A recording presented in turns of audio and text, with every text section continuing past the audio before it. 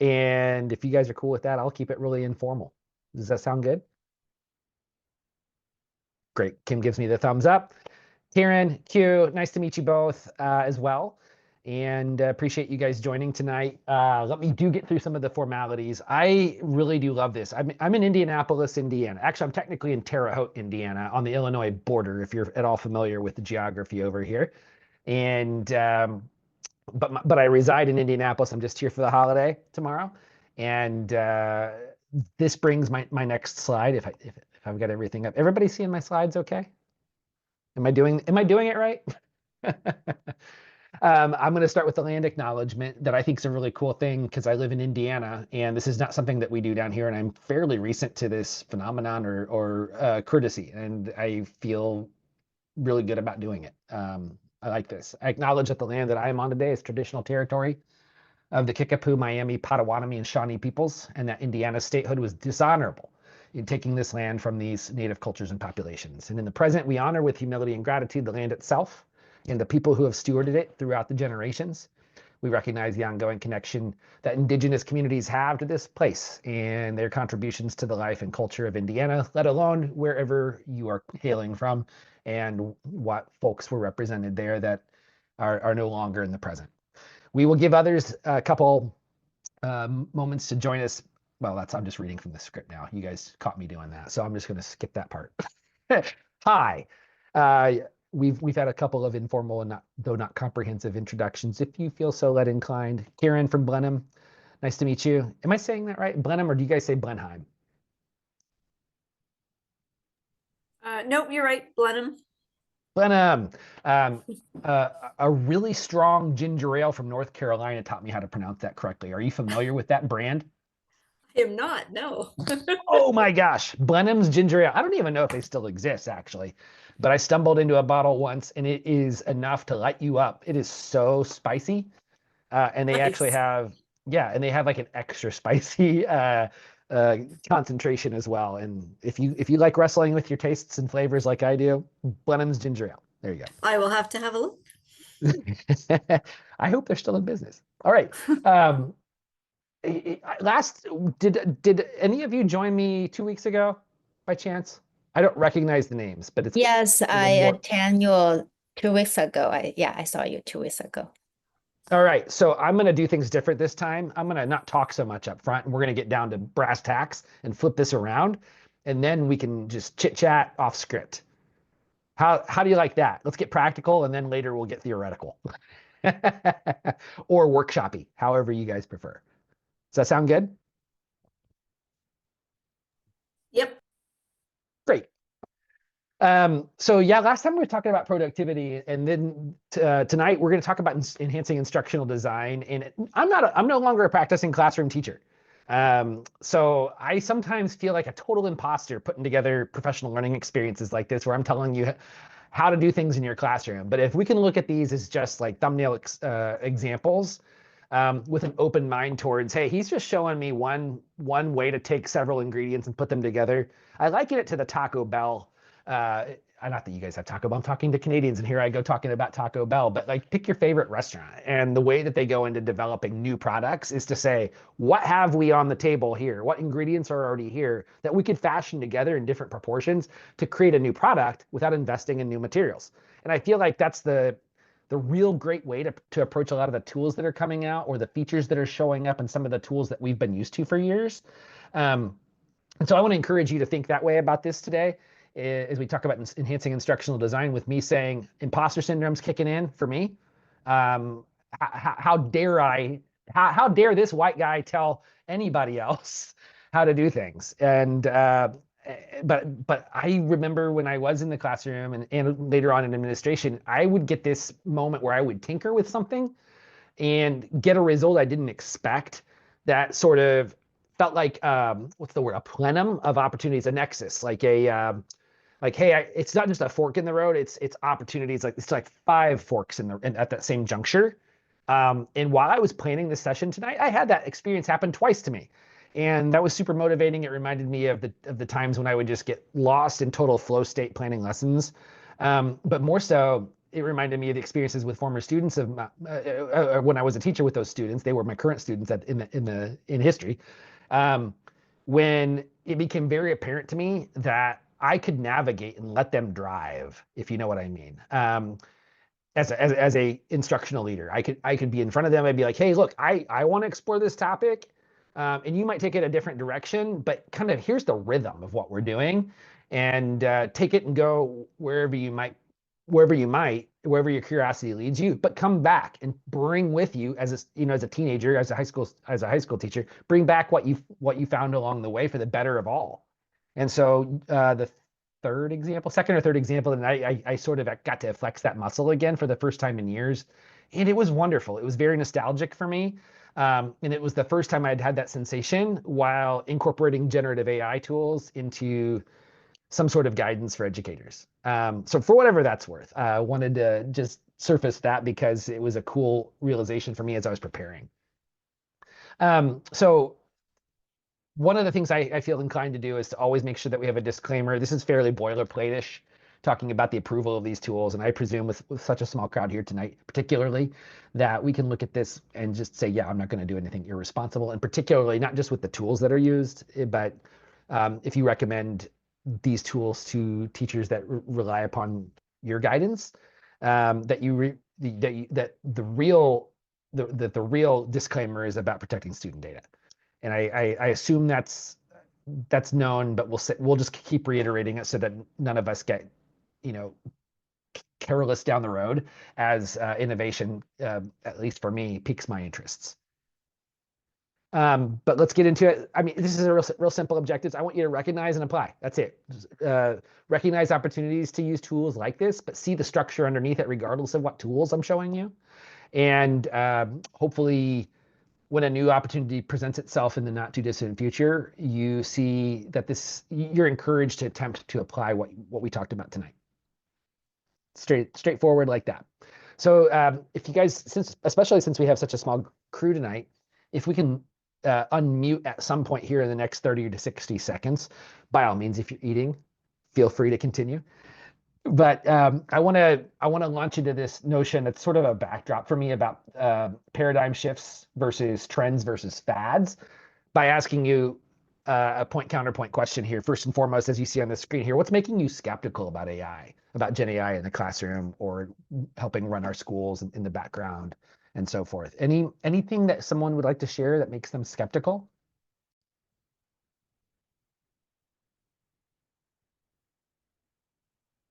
And now that I'm looking at the chat, Kim, welcome from Huntsville. I would say just making sure that that we teach the critical thinking skills that go along with using AI. Man, I'm struggling with this right now. I'm struggling with this hard because it was well over 10, 12, 13 years ago when I started to really underscore how we're forsaking critical thinking in our instruction. Either Q or Kieran agree with Kim on that? Is that or do you have a complementary skepticism? No, I would agree with Kim that I think that's one of the major worries or concerns at the moment is making sure that we're able to teach students how to use it, but then how to use it properly. Yeah. Just, as an American, tons of thoughts about atrophying critical thinking. But that's another webinar. So I imagine at this point, are we all fairly comfortable with the idea that AI has been around us for some time, whether it's just straight up machine learning or something, or natural language processing as we talk to our gadgets and so forth, but that it's like three-dimensionally everywhere now, and there's probably external forces telling us to use it more frequently. Even there's more pressure, or there is pressure where there wasn't before. It's and just as a temperature reading, how are the three of you feeling in terms of AI being a mandate, a stress and anxiety causer versus an anxiety reliever? I think I feel just some pressure to figure out, and no, I'm not in the classroom right now, but I work with teachers and kind of guide them, and they have lots of questions on it. So from my point of view, I Yeah. just feel like I need to know more so that I can tell them. Yeah. Karen, thanks for sharing that. Maybe I'll show you guys the examples. I'm also very happy, like I was as a teacher, to throw out what I was planning, because it's kind of done in a vacuum. But you attended my session like you would at a conference, a real, in real life conference. So I don't want to leave you with nothing, but I also don't want to. I just don't want to admit that, or I don't want to presume that I have everything that you need, and I might be able to help you guys more in a freelancey kind of way, in an improv-y kind of way. So I'll try to keep an eye on the clock, and let's save 20 minutes. Let's see if we can save 20 minutes. Katie, Karen, and Kim, I like this trend. Hi, Katie. Welcome. We're just getting warmed up, and things are super casual. So feel free to say hello in the chat if you like, or unmute and interrupt me at any time. Fair?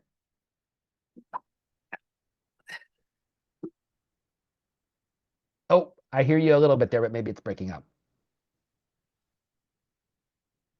Hi there. I'm just making sure everything's rolling. Okay. Are you seeing the question on the screen? Making sure everything's copacetic? Yes.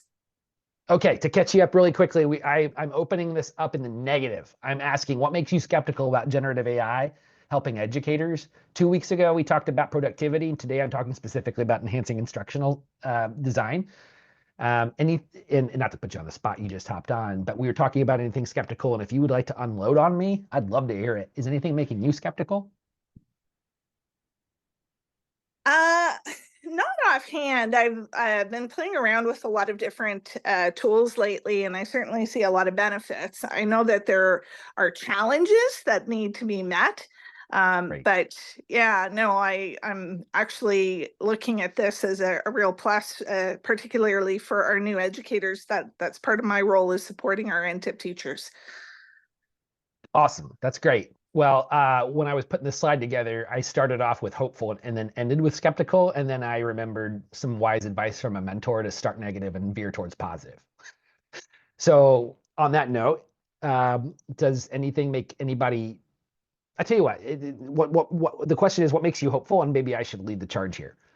I'm hopeful that when we adapt to this idea of incorporating these agents, whether it's a feature in something that we're familiar with. Like I've been using Google Docs for probably 15 years now, I would imagine. I'd have to check the date on that, but I'm guessing 15 years. And it's Google Docs has displaced several other word processors. It is the most useful or the most used tool in my day-to-day work. It has been since I was a classroom, regardless of what role in my education career that I've had. I use Gemini now in the sidebar with Google Docs. And the thing that I like about it, because I'm a pretty egotistical writer in terms of like, hey, this is my profession. I know how to drive a stick shift. I don't need an automatic transmission. It's something I said 2 weeks ago. I very much like not leaning on any supports to do what I think I'm best at. And I phrase that specifically to say that, like, in the way that whether you've been a classroom educator or not, you understand that, like, I know what I have confidence when I'm in this position, right? And that's shifted over time. But what I love and what I said 2 weeks ago that I think bears some value here as well is the notion that you have, if you want to have a dental, if you're in a different field, if you wanted to be a dentist and you wanted to have a thriving business, you have to have dental hygienists. Blows my mind that they're always female. I don't get that, why there's like some of these stereotypes there, but the dentist preserves their energy, mental and physical, for making difficult decisions that are 49% one way, 51% the other way in some instances. And the more objective work is handled over and over and over and over again by people with a different skill set. And I think about how I was relying upon lesser technologies 10 years ago for that, to fulfill that same metaphor in my practice as a classroom teacher, mostly writing classes. And now I think about that applied to the generative AI era. And it makes me tempted to be back in the classroom to some degree, because I feel like the teaching assistants are have the potential to be massive time savers, but I'm also consuming any ideas, articles that are published that are on the skeptical side, and I want to encourage everybody to do that too. If you have a moment to read about artificial intelligence in education, it's pretty easy to find in like Google News or Apple News. I follow it on both platforms just in case there's some gaps and I can catch a story in one place versus the other. But I really do feel like that, and I'm about to show you an example here that makes me hopeful. But before I do, Katie said she sees more benefits than downsides. Does anybody else feel that same way, or are you walking on eggshells at all, or representing people who are?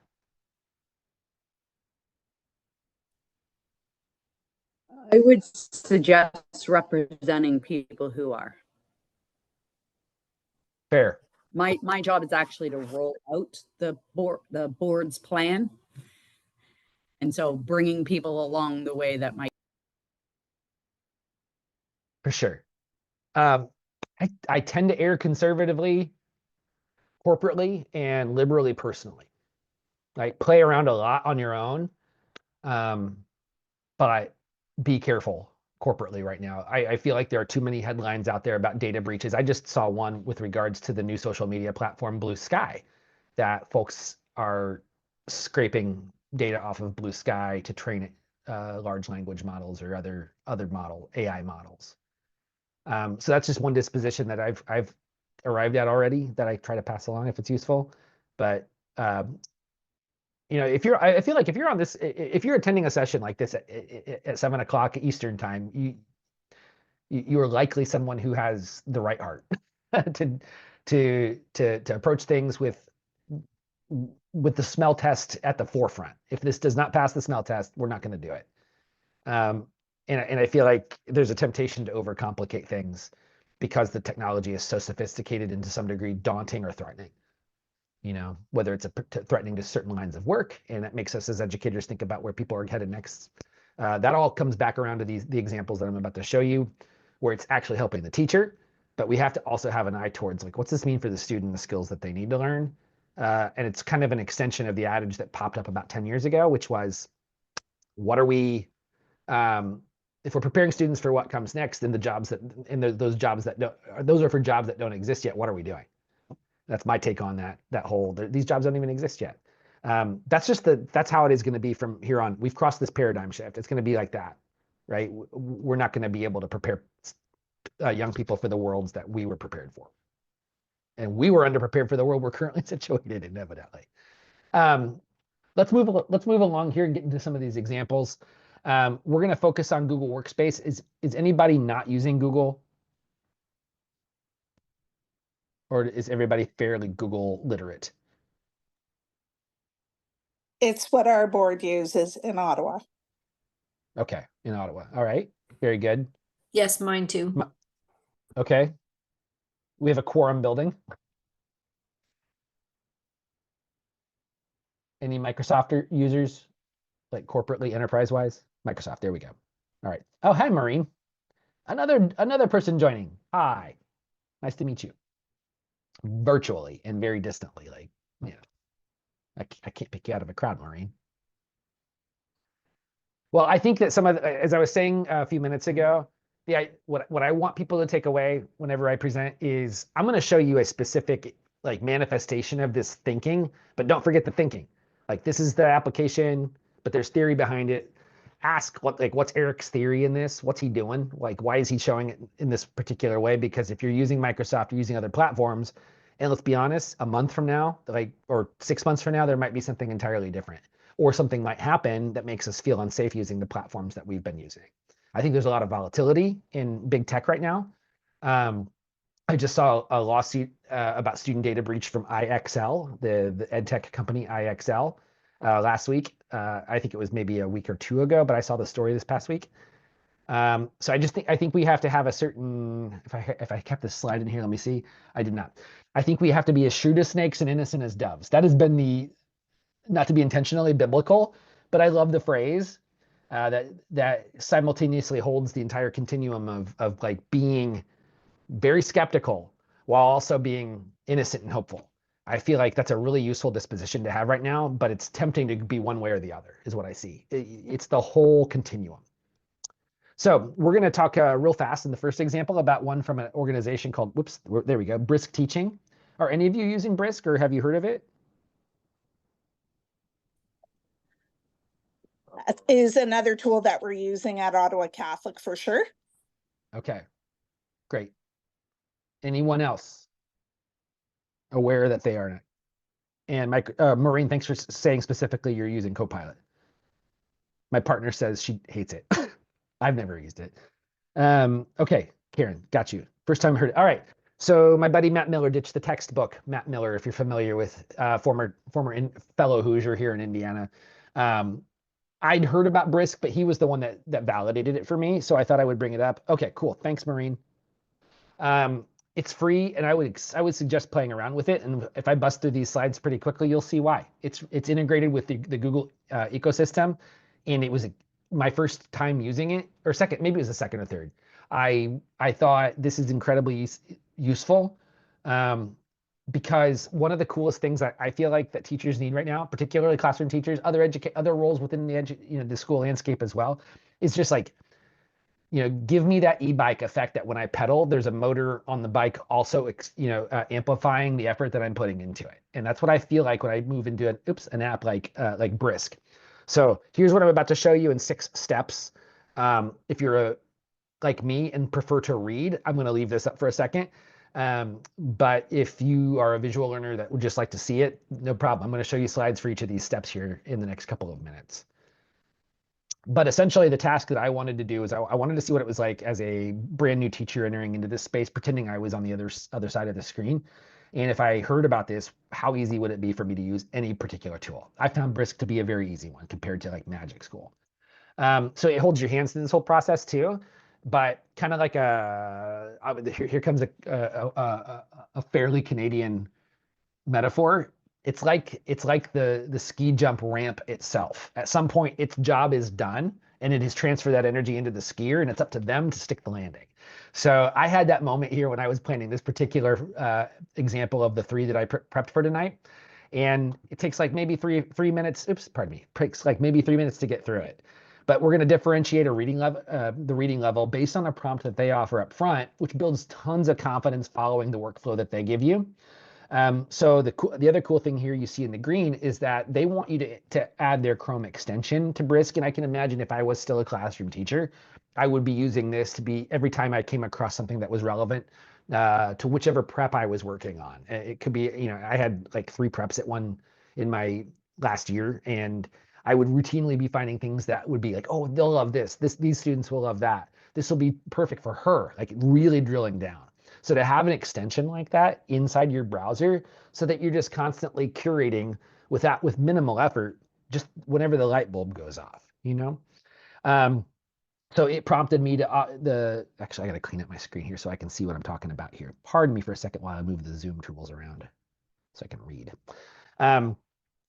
So I chose the prompt stem for changing the reading level. And then it gave me the choice for outputs from Brisk, and on the next screen, and it gave me some other options here that in case I changed my mind, or it was like, you could also do these things. And I love that too. So whoever put this thought into building the interface like this to access the AI, very smart, because it's just like that e-bike metaphor of accelerating the effort that I put into it and getting me to work fast. That encourages me and engages me. And I think we got to remember that when we're planning for our students. I think we're a little bit more tolerant of things requiring a harder push than a teenager is. Did that make sense? Like, we should look for ways to further accelerate that. We should get the e-bike, and the kids should get the scooter. So I added Brisk to my toolbar. In fact, maybe it might even be projected on Zoom right now. I noticed it on my testing earlier this evening, that the Brisk extension, since I'm presenting in Chrome, is always there. So if I see something, I can just activate Brisk and send it over there for further development. So it gave me a topic, and then it took that National Geographic article and it changed the reading level to the grade I chose. And then the cool thing is that I didn't have to stop once I got it into Google Docs. It's integrated with Google, so I got this Google Doc containing the originally rewritten article at the right grading level or reading level. I'm sorry, and then that's when I had that inspirational moment that I could go further.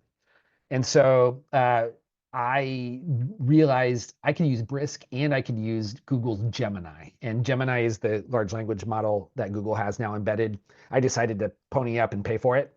I'm liking it for this sort of work, but I have to admit that I'm curious to see how much it contributes to other projects that I'm working on, beyond what I'm already used to. And particularly talking about the way that a large language model can interact with productivity tools like a word processor, a spreadsheet, a slide deck, and more.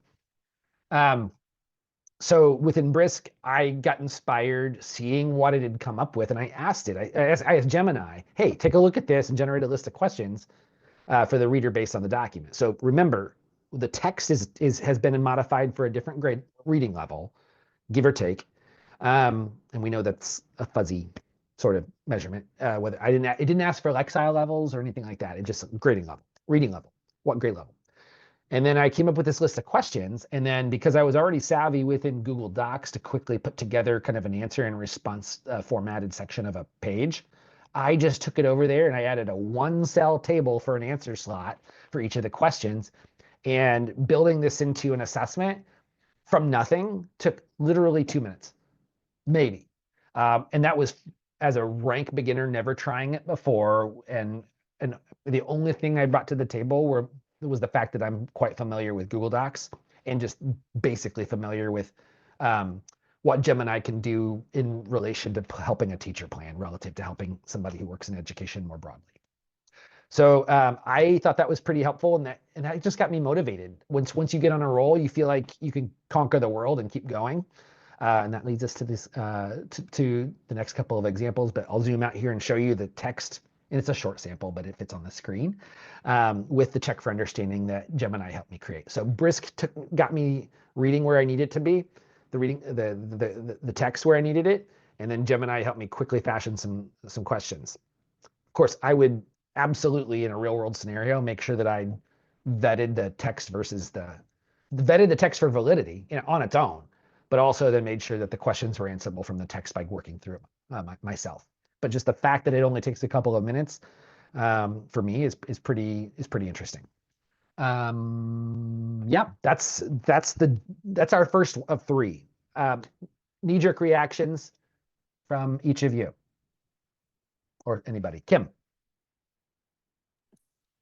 Yeah, that's the one piece I'm interested in for teachers is to be able to take an article and change the reading level on that piece. Yeah.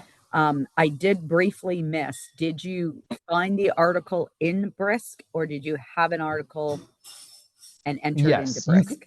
I haven't used Brisk before. So. Right. I'll say it this way. You don't have to use Brisk to do this. What I liked about it is how easy it was to go from 0 to something practical, from 0 to 100% finished. What I loved about that is that they have garnered all the prompt stems towards somebody that was on the hunt for exactly what I was doing in my hypothetical situation of a Sunday night lesson planning, where I needed to get some material for one reading level versus another. A more robust example of that would have been me showing you like at least 3 to maybe 5 different reading levels, and we could take time to go through each one in a comparative sense. And I cannot say with any validity whether or not Brisk is proficient at that, but I would presume as much, as popular as it's becoming. So yeah, you don't have to use Brisk to do that. You could probably do it within Gemini, but what made it easy is the prompting. Like, it knows where you're headed because you're a teacher, whereas Gemini is a general purpose large language model and not necessarily geared towards that unless you activate certain functions or modalities or tell it to. So I feel like something like Brisk is definitely a training wheels approach to a large language model, and it's not the only example out there. It would be comparable to Magic School is another one, and features within other more popular platforms that are out there. And from the people I've been talking to about on another project, expect in 2025 even more announcements about AI in products that you've known for years?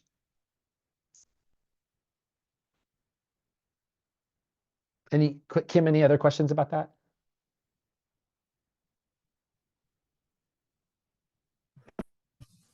Nope, that's great. Thank you.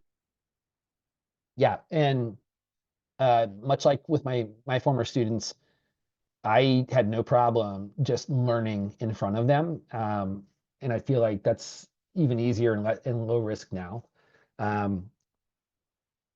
To just attempt something like that. The whole idea being that you give someone who's actually in the practice right now with a course load, and they're just sharper at thinking about how to do what next. And they'll see the value in a tool like that, especially if you like compare it, say, hey, this is what it looks like in Brisk, this is what it looks like elsewhere.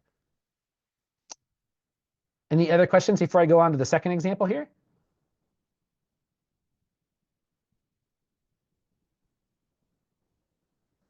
Okay. Be patient with me while I wait a second. What am I sharing here? Think harder. Oh, am I in the right place? Oh, where are my slides? There they go. Can you guys see my example 2 using Gemini? Are we using Gemini for a deeper dive? Yes. Great. Okay. So what we're going to do next, I pivoted from Brisk to Gemini, and I'm just going to go deeper into that. And at the end of this, we're going to end up in Notebook LM and pivot to the third example. Okay. So it starts off with something lightweight, very achievable, changing the reading level of a text. You can bring, myriad ways to skin that particular cat. But then it's like, well, can we take one article or maybe several like that are differentiated for my entire class? The needs of all my students are represented. What if we start to move them more in an academic direction, but empower them to use Gemini? So this could go one of 2 ways, where you're doing all the work for them, and kind of creating a fenced body of research for them to pull from, and doing a little bit more processing on their behalf. Or you're in a situation where everybody is safe to let the students themselves use a tool like Gemini. I feel like that's a situation I've got to start talking about. Like we're going to be, changing we're going to be opening up more and more. I say educators in conjunction with the solutions providers are going to be offering these opportunities more and more. But let's be honest, the students are already using ChatGPT on their own. So let's lean into it. So the cool thing, anybody familiar with Gemini? Cool. All right. I won't belabor it, but the thing that interested me the most is this idea of going from one platform through Gemini to another. And it might be a different label in each of those steps, but what I like is this whole notion as an educator is not relying specifically on one tool, but using other tools to validate what the other model said. So, if in our healthcare, we're eager to get a second opinion when a doctor tells us something, I feel like that same mindset should be in place with regards to artificial intelligence. The hallucinations are real, but they're manageable is the way I look at it. It just takes being as shrewd as a snake. You can't just take everything at face value. You have to be skeptical. It's a healthy disposition. So if you get into Gemini, Google Gemini, search for it. You can use the free version, I think, to a certain degree. I don't remember if this is available in the free version. I'm paying $17 a month for it, and it's better than the Netflix subscription that I canceled. You don't believe me. But the learning coach lets you get in here. So like what we're going to do here is do an example of if we had the students oriented around a content theme for an activity, I could let them use Gemini to explore on their own with some guidance. And the learning coach on the left-hand side is where we're going to go with this. So you see some of this, just like in Brisk, you see some of the prompts there. And then if I know how to use my computer, we go to the next slide here. You'll see what I asked of it, which was, since I was already based on Brisk, I was already down this rabbit trail of talking about travel and space and what the effects are on the human body. What can Gemini do to further this conversation? And so through the learning coach, it came up with a learning plan for me. And here's the first glimpse of this screenshot here. But I'll zoom in here and show you that it has 3 different categories of effects. I'm reading what it's outputting, and then I get wait a second here. I'm sorry, I got lost in my own slides. There. I asked it a follow-up question to deepen the learning. Can you offer me more categories than those 3? Of course it could. It just needed prompted, right? So here I am going, I don't know. And I'm treating the AI model like I would a student presenting, which is a disposition I think that a lot of educators need to assume. Treat it like a person. You're a teacher. You know how to approach people and assess them and point them in a direction towards growth. AI is no different. So it can be incredibly helpful for you. It can just like asking a student to carry something heavy across your classroom. You can do the same thing with AI agents, but also you can nurture it forward. And I've been experimenting with a model called Pi that I talked about 2 weeks ago, where I said, I want to train you. I want to mentor you. And the conversation that ensued from that was mind-blowing. So just dabbling and playing around that idea that you should talk to and communicate with AI as if it was a teaching assistant, a student teacher, or even a student, very helpful. So moving on from there, I thought one more time I'm gonna get a little bit more sophisticated, and I asked for Common Core standards that align to this content. I didn't even have to capitalize Common Core, and it knew what I needed, and it offered to me. So I was an English teacher, so I don't remember these MS standards myself, but I loved it that it said, oh yeah, of course, there's a we'll backwards align this to these standards, and that got me thinking about like the power of coming at something that's interesting and engaging, but saying, hey, it has merit that can show up on the transcript. We can work towards standards, competencies that aren't just interest-based, but that are actually aligned to whatever local, regional, state, federal standards body that your learning organization or your community ascribes to, your schools ascribe to. And then I got cheeky one more time with Gemini. I said, can you give me a list of questions that guide students towards mastery on these standards? And sure enough, it did. I thought that was pretty great. So I've got those standards now. And then I thought about like, okay, in the last example, I had the students get introduced to this idea of the effects of space on the body. But if I really want them to learn this stuff, I have to have them teach it. But why don't I have Gemini support them in getting across that request from me as their teacher to say, you're going to be teaching 15-minute lessons to each other, and we're going to divide and conquer all of this content that way. It took me so little time to get to this point that it made me want to go back to the classroom. I just saw that I'm missing. I want to pause, make sure I'm not leaving anybody behind. Katie says new teachers love Brisk. Great. And okay, it's under the Gen Manager. Got you. All right. I get to talking and forget to interact. So I thought that was a pretty great example as to how Gemini can be used to that end. And then to just sort of button it up, it occurred to me that if this was a real world example and I had the students divide and conquer all of this and they came back with their own resources, if they followed a template that I gave them, perhaps, we should bring that all together, and then that can move towards a real world assessment of like some sort of project-based learning where I have the groups put together some exhibit for a gallery walk eventually, for example. Or if you wanted to go the more traditional route and just have a test, Gemini can help you with coming up with questions that are aligned to standards and to the work that they're doing. And with a resource library, you could have a study guide and just shepherd the students, nudge them forward towards spending time investing in that material and go from there. Maureen asks, prompting is the new learning, and how to design the prompt is key to share with students once tools are approved to use. Waiting for more guidance on prompting.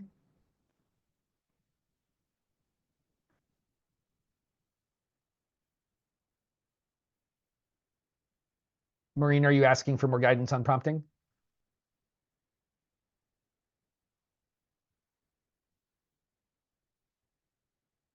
Got you. All right, on approval to use with students, for sure. I asked because we at Advanced Learning Partners, myself and another Eric, wrote a prompting class that's yet to be released. But the irony is I feel like it's outdated now, like 5 months later.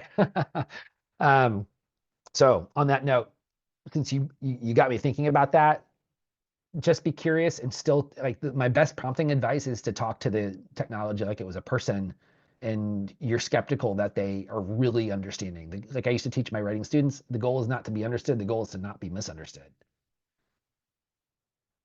Wonderful. Yes. And plenty of resources out there for prompting with kids. I don't have any. I'm thinking of one friend in India that has a girls coding organization, but I don't have a specific recommendation for you. But I think that the kids are going to surprise us when they prompt. It'll be second nature to them at the expense of their own in the real world social skills deteriorating. I can just laugh at the paradigm shift that we're enduring together. All right. Any questions about that with regards to Gemini? I can't remember if there's another step here.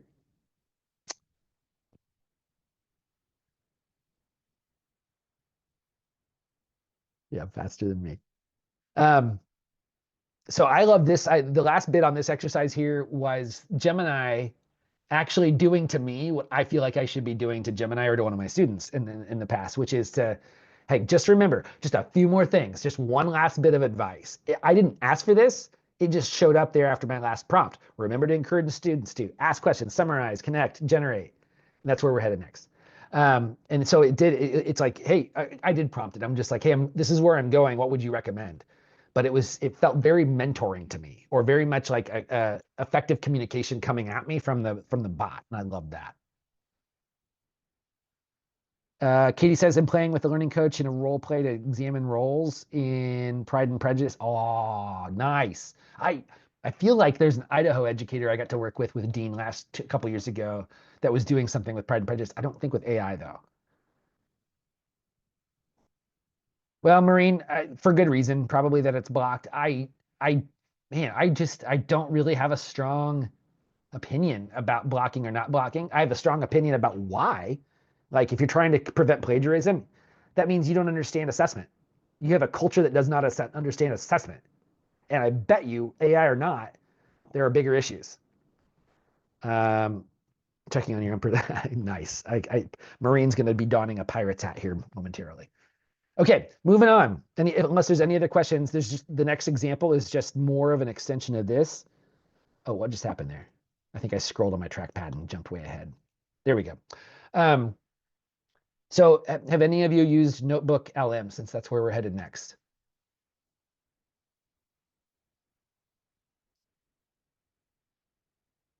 Q says no. No. Maureen's happy to see Gemini here. Okay, great, Katie. I feel like the two together, I feel like in a year or two, things are going to make more sense. But right now, I feel as though Gemini is the task rabbit for me, and Notebook is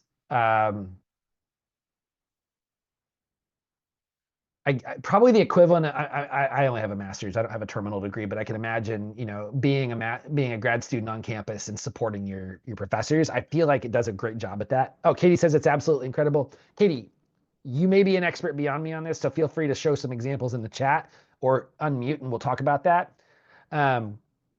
Maureen just said, just heard of LLM this week. As in, I want to make, go ahead.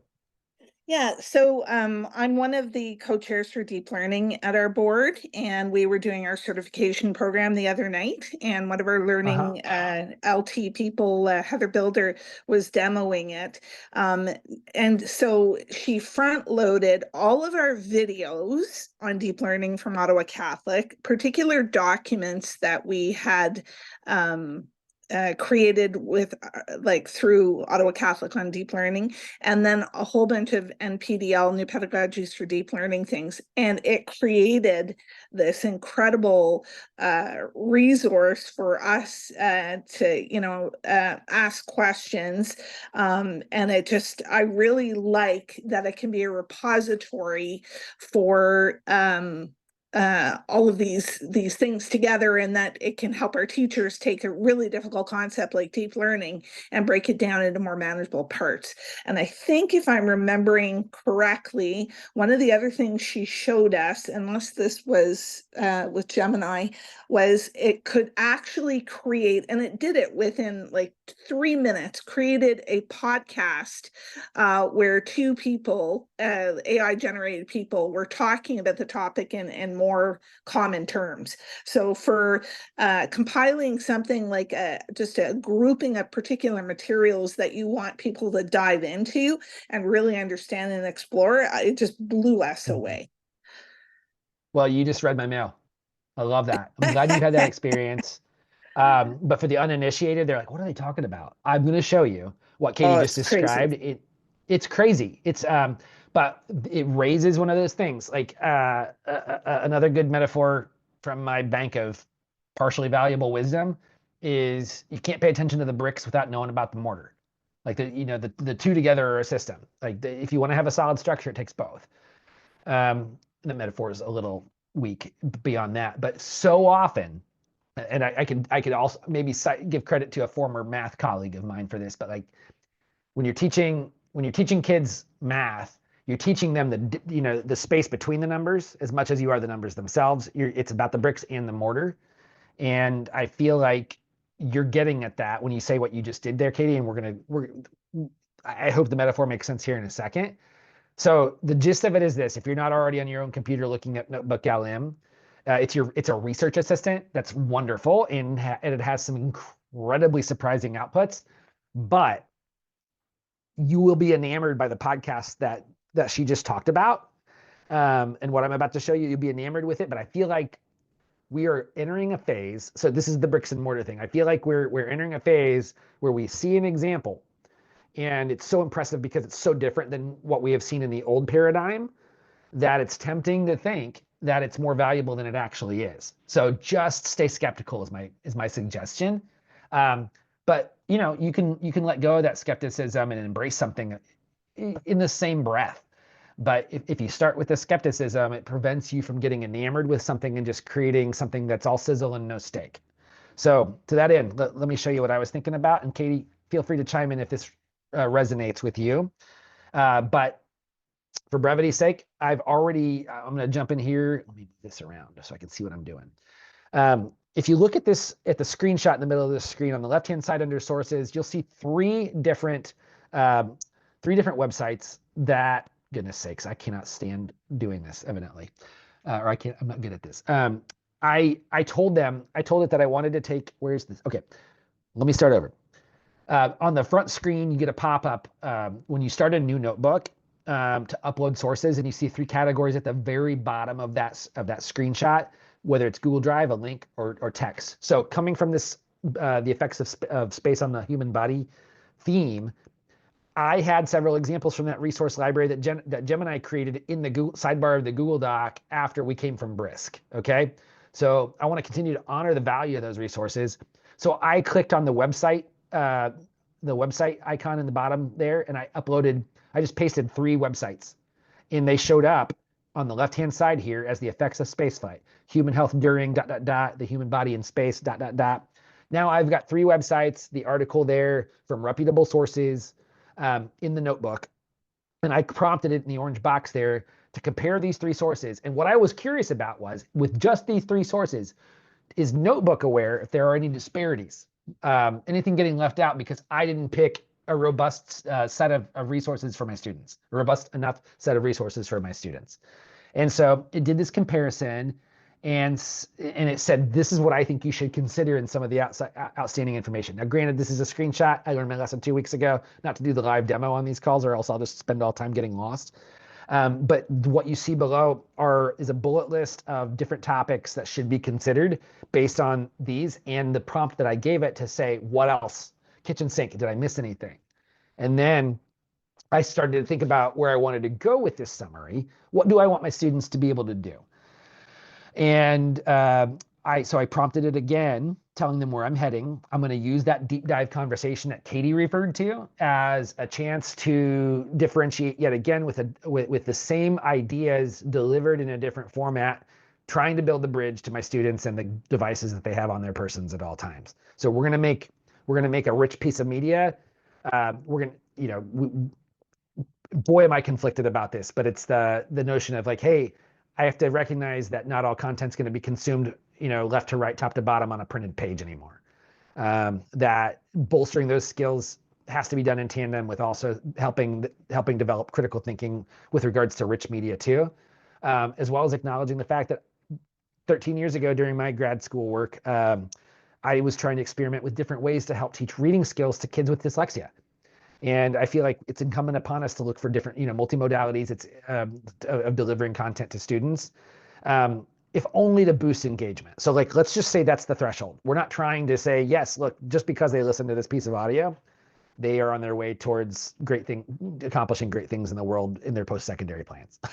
But if I can offer a chance for a kid to get excited about a subject as an enrichment to the academic work that I'm trying to expose them to and nurture them towards critical thinking and deep learning, deep thinking, deep reading, close reading, then I'm gonna pull out all the stops. So I asked it to take that set of questions that I prompted in the last step, and notice this feature here within Notebook LM, which is convert this to a source. So if you see the 3 on the left, after I clicked convert this to a source, it adds that deep dive conversation as another source. Now I prompted it towards this notion of doing the audio overview that Katie just told us about, and it's just in the right-hand side pane of the notebook guide, which is always at the bottom. So you're in your notebook, you've got your sources on the left, the notebook guide is in the footer at the bottom, and it pops up, and one of the options that they're currently offering you is audio overview. And you tell it, what, did I get this slide out of order here? Yes, I did. That's skip that. So I like Katie said, I waited a couple minutes, and then it finished the conversation. Then I was able to click on the triple dots and download the file. Oop, it started. Why did it stop? I'll give you just a little bit of this. Thumbs up, Kim, if you can hear it here in a second.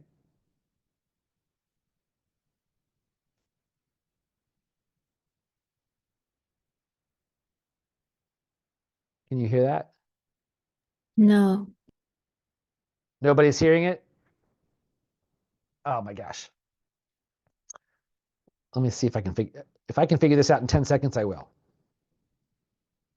While Dean's doing that, the thing that freaked me out about this is it's actually 2 voices having a conversation. So it's as if you're listening to like a chat show, and it sounds natural. Like the language they're using it sounds very casual, but they're still covering the content.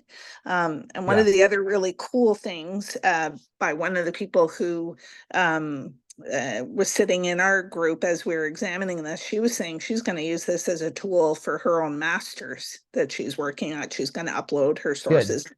Yeah. So Katie knows I'm not lying, and I'm Eric, by the way. I'm just using Dean's account.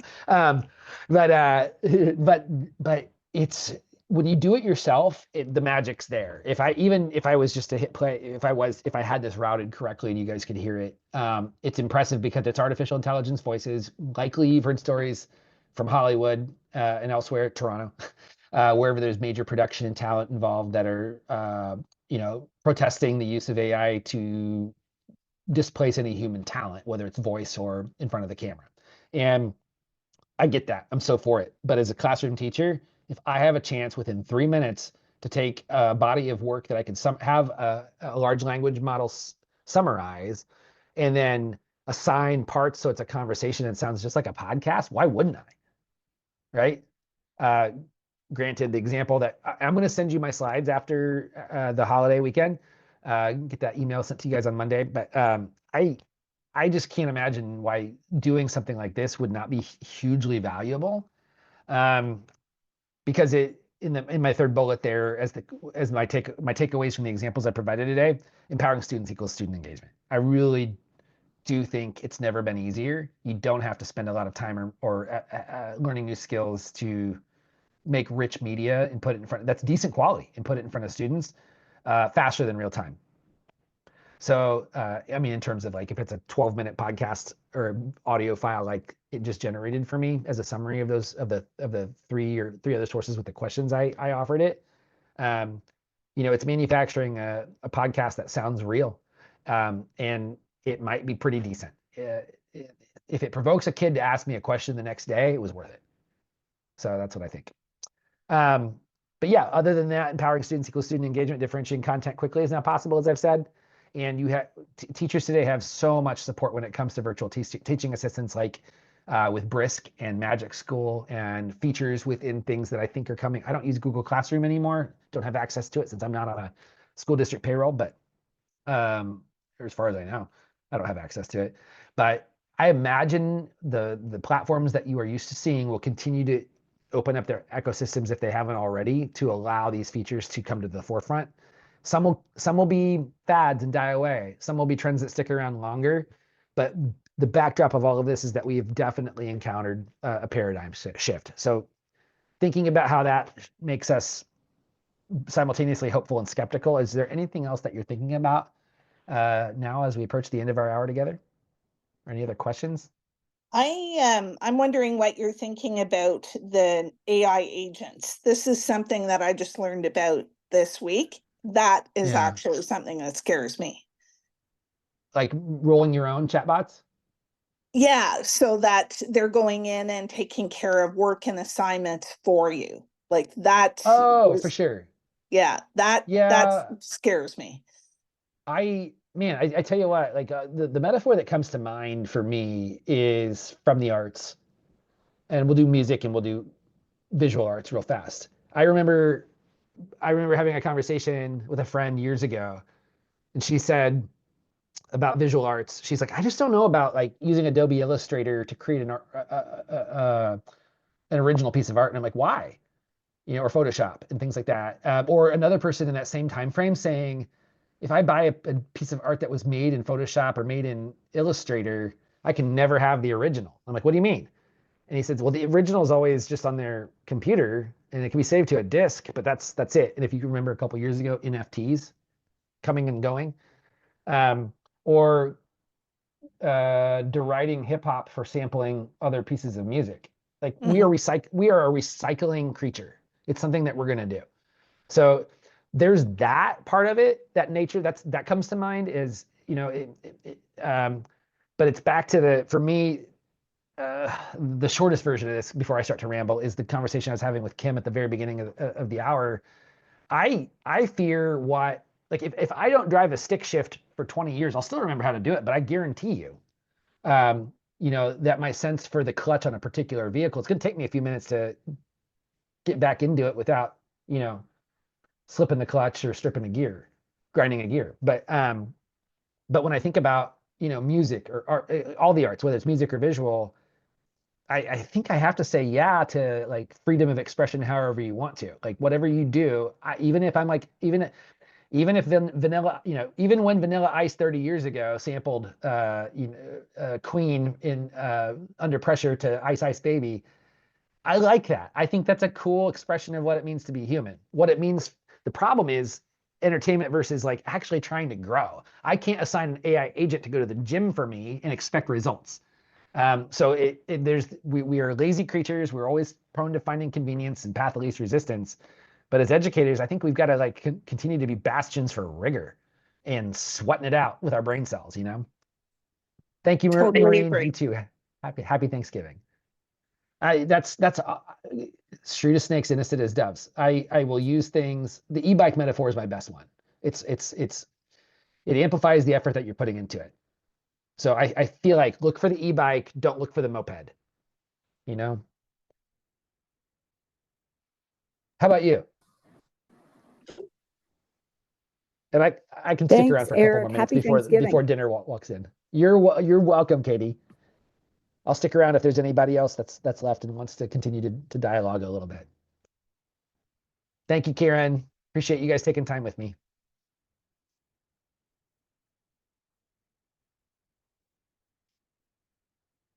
Q, anything from you? Thank you for your sharing because I learned a lot from these 2 weeks. The 2 sections. Well, there's a lot to digest, to learn, because a lot of things for me just first time heard it. And then, so I wonder in your opinion, you think magic school is magic school and brick, which one you prefer to you if you are a teacher? I've only used Brisk, but I have a good Okay. friend who just took a job at Magic School in the sales division, and he loves the place, loves the company, feels very good about it. Okay. I feel like the best advice I can give you right now is not from my own experience on this one. It's just from what I've been observing, and that is, you're gonna find people criticizing and maligning companies and turning them into, like, distorting their motivations, Okay. as well as people embracing things that they shouldn't. They're going to be wrong in criticism. They're going to be wrong in praise. It's too early. We're at a paradigm shift. We don't know. And because it's like, just like my example, I showed those Russian Matryoshka nesting dolls. You know, if it's like, if ed tech, if things that are within ed tech, like Brisk and Magic School, is one circle, that resides within the bigger school of mainstream technology. So Okay. we have to be skeptical and shrewd about the fact that technology components that are developed usually in mainstream technology are then used by developers of solution providers. Oh, I think my AirPods just died. Can you hear me? Yeah, yeah. Yes. I may have lost you. That might be it. Wow. Oh, good, you can hear me. So I think I think the shrewdest thing to do right now is just to experiment personally, be liberal personally, be conservative corporately, and just do your best. Okay, thank you. Yeah, I will explore what you told us. You're so welcome. It's really useful. It just, oh my goodness, just blow my mind. Really, a lot of stuff. The first time I heard it, really appreciate your time to share with us this really useful information. Super. I'm glad. I will send you my contact info in the slides. Please reach out if there's anything I can do to help. Okay, thank you. Have a great Super. night. All right. Bye. Thank you, everyone. Have a great night. Yeah, and we'll happy see holidays. you maybe next time. You still have the third. Yes, that's right. Yeah, 2 weeks from tonight. Okay. Great. Thank you, you. Q. Bye. I'll see you then. Bye. Yeah, bye.